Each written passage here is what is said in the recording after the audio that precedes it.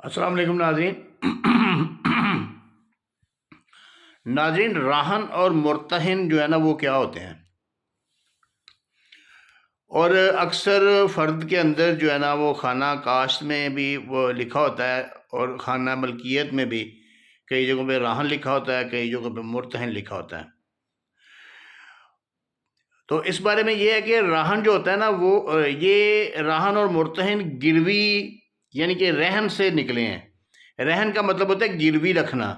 جس کو آج کل جو جدید دور میں مارٹگیج بھی کہتے ہیں، جو بینکوں میں اب جو ہے نا پلیج کیا جانا یا گروی رکھا جانا یا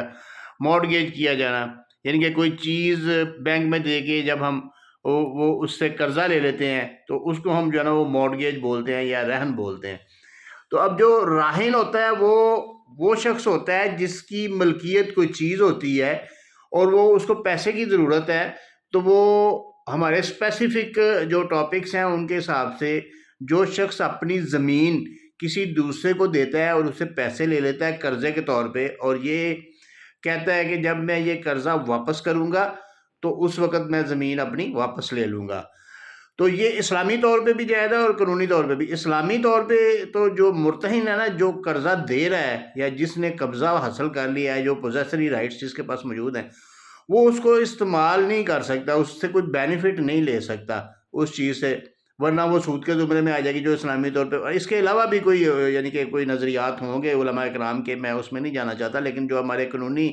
معاملات ہیں ان میں یہ ہے کہ جو شخص قرضہ دے گا وہ مرتہن ہوگا اور وہ زمین لے لے گا، اور جو شخص قرضہ لے گا وہ راہن ہوگا اور وہ اپنی زمین دے دے گا۔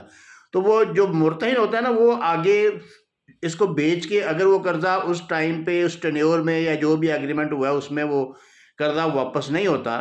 تو وہ اپنا قرضہ جو ہے نا پورا کرنے کے لیے وہ اس جو پوزیسری رائٹس ہیں ان کو بیچ سکتا ہے۔ ان کو بیچ کے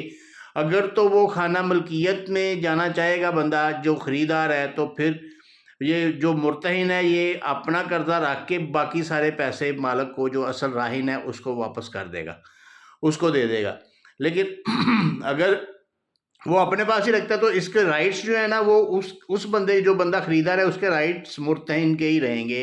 اور اس کے اوپر وہ قرضہ جو اس بندے نے دینا ہے وہ واجب الادا ہوگا، یعنی کہ وہ اس نے لے کے اس کو